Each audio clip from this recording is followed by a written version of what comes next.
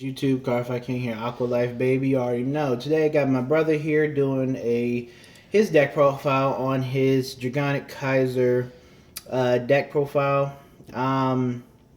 We wanted to wait till the 16 G Zone, came out, and we actually got in some testing for that. Got him some tournament experience before we, brought you guys the deck. As you guys know, he's played Brawlers for the longest time, but we wanted to build him Dragonic Kaiser deck. He's the Thunder Nation guy over here, and we wanted to see what it was like playing something other than Brawlers. Really, Brawlers.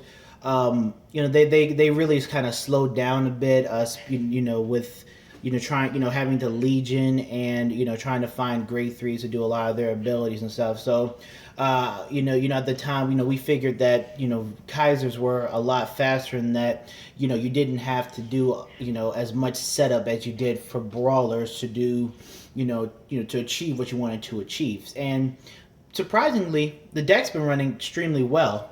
So he's here to give you guys his deck profile on it, and yeah, let's get rolling. Okay, guys, for the grade 3s, we have the two Kaisers, Dragonic Kaiser Vermilion and Dragonic Kaiser Crimson. They're the main units that you want to have on the Vanguard circle. That's why you don't really need to run Vanquisher or any other backup Vanguards in this deck. Because you want to make Dragonic Kaiser Warning to go off and not be just wasted space in your G zone, which is really important in this format. But what Dragonic Kaiser Crimson does is he has Legion ability, and his on Legion ability is an axe skill. It's a limit break ability, so you got to be at 4 damage to use it, and it's to make his Legion mate's ability costless, and he can just swing at a whole front row for free, but it's only for the one time. But you can use Vermilion's ability again in the same turn if you want to, so you can get off an extra 2k. And then his other ability is if you have another unit in the middle column, which means Booster or Legion Mate, he gets an extra 2k. So if you use the limit break and then Soul Blast 1, then he'll become 26 and be able to swing for about standard stride number. So yeah, that's it for the grade 3s. Okay, so for the grade 2s, we have 4 Chitoro, 4 Death Scythe, and 3 Voltage Horn Dragons. We have the 4 Chitoro because on rear guard it gets 2 continuous abilities. It gets the ability to not be able to attack a rear guard, which kind of sucks, but its other ability gives it 3k, and then when it hits a Vanguard, you counterblast 1, bind a unit from their drop zone, and draw a card, which is really good. So it makes up for the not being able to attack a rear guard, because you're probably going to kill them anyways with Crimson, so it's all good. And he's the main pressure unit and puts fear in your opponent of letting him hit and letting you plus off of it. We have 4 of the Death Scythe because it's a good alternative to, I can't remember the name of the card. Dusty Plasma Dragon. He can use Counterblast 2, retire grade 2 or less unit on the field, gets rid of problem units, and since you're not really using a lot of Counterblast in the deck, it's all good, even though they do have all counterblast effects. But it just worked out better for me in the end because Dusty Plasma needed to have a Vermilion Vanguard and not Kaiser, so it kind of sucked that you couldn't just use it freely. When you're on Crimson, it sometimes, again, when we found out when we were testing that there are games when you're on Crimson and you're getting better pushes during stride, and Legioning is not always, the optimal play. The 12k attacker was just sitting there at a vanilla 9k, and the 12k attacker gave us just as much value as a vanilla Death Scythe would. And in this format, there will be games where Legion just wouldn't have happened. So, we just found that Death Scythe, since he worked early, mid, late game, we just found that we got a lot better value out of him than we did the 12k attacker a lot more often than not. Yep, and then we have our 3 Voltage Horn Dragons. They're a better they're better than Death Scythe in most situations because you're going to be at GB1. And We're working on a fourth. Yeah, we're working on a fourth. You counterblast one when he's boosted. Your opponent chooses one of their units to retire, and they bind it face up, putting you at Thunderstrike 1, which is very useful to have, especially with the G Guardian for this clan. So that's it for all the grade 2s. Okay, so for the grade 1s, we have Dragon Dancer Anastasia, our G Perfect Guard. We have 4 Stride Enablers. We have 4 Crown Holder Dragon and 2 Threatening Brawler Comate. I'm running the G Perfect Guard because it can unflip damage and is very useful for the deck, especially when I'm burning through counterblasts with maybe the Death more Scythe. Damage you have, I always say, the more damage you have available to you to use, the more combos you have available to you. Exactly. And then not much to explain about Mighty Bolt Dragoon.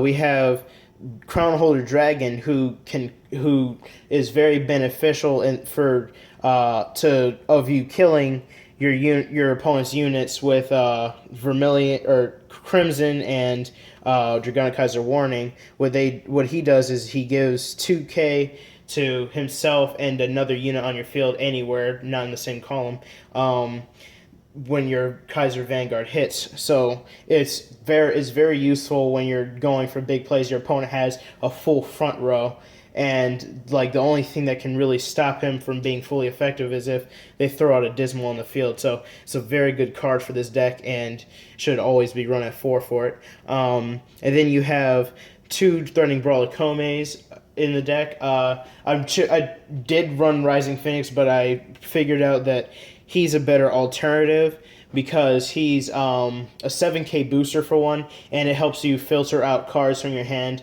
and get to your combo pieces in the deck. So it's a good card to run for, especially since this deck is also Legion based. So yeah, that's it for the grade 1s.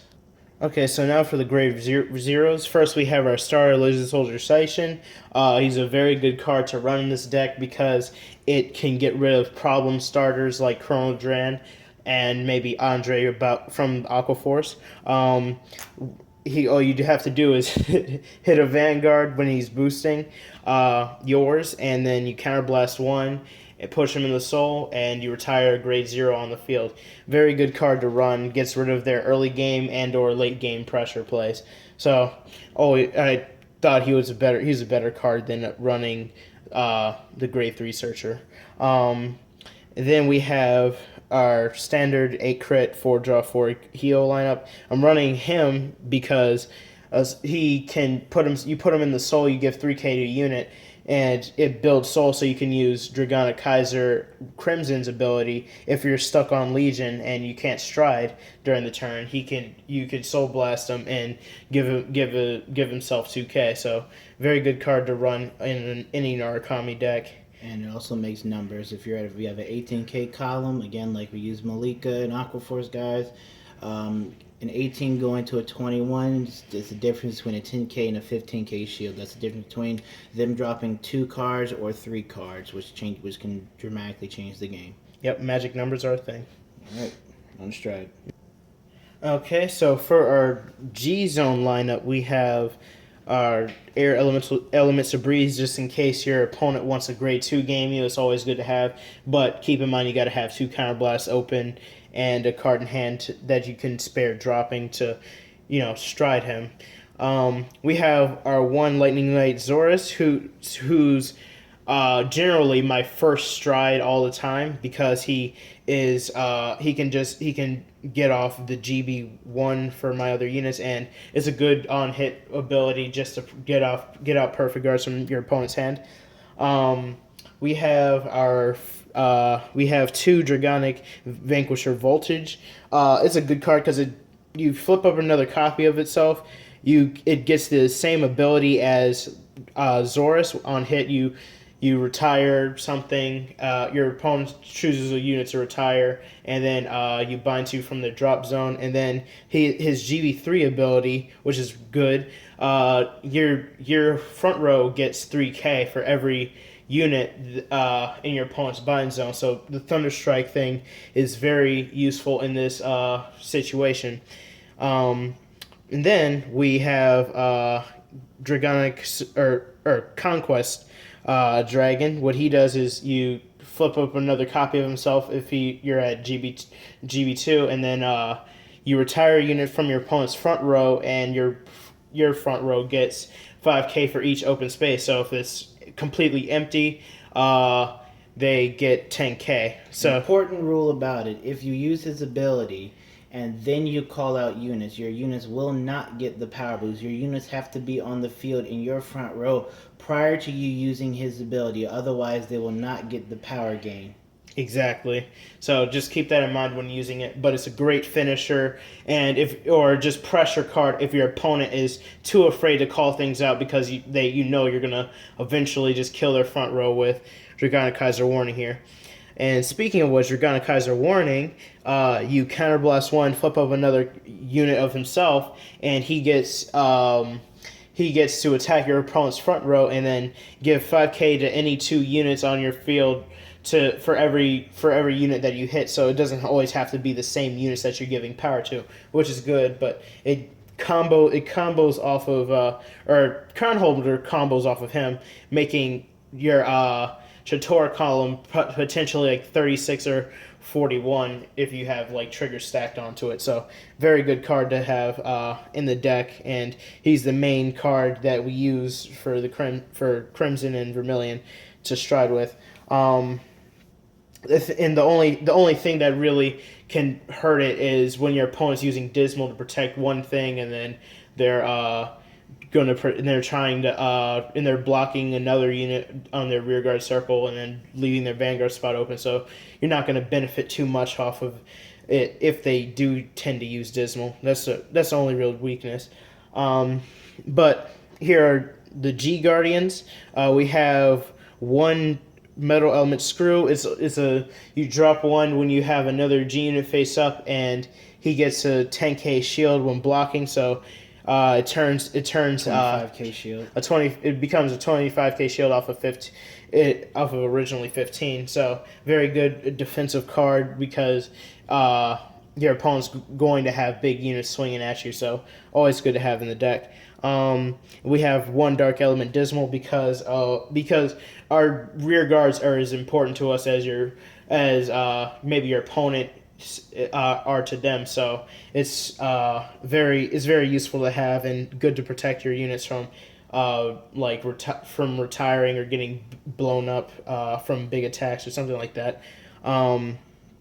And then we have our 2 Lightning Spirit Emperor Vritra, which is the Narcomic G Guardian. It requires you to be at Thunderstrike 1 for the extra 5k shield, which is okay, but the only detriment is that this deck doesn't have it doesn't get to Thunderstrike 1 as easy as maybe Vanquisher, because it doesn't mainly work off of binding units. Otherwise, that would be it would always be useful and always have the 31k shield. So keep that in mind when you're using that card in the deck.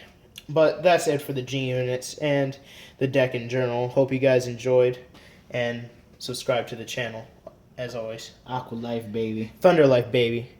We're taking Thunder over. Life. Exactly. You're a Thunder Nation. Same thing. No, it's not. No, it's not. Stop trying to steal my thing. Go do the dishes.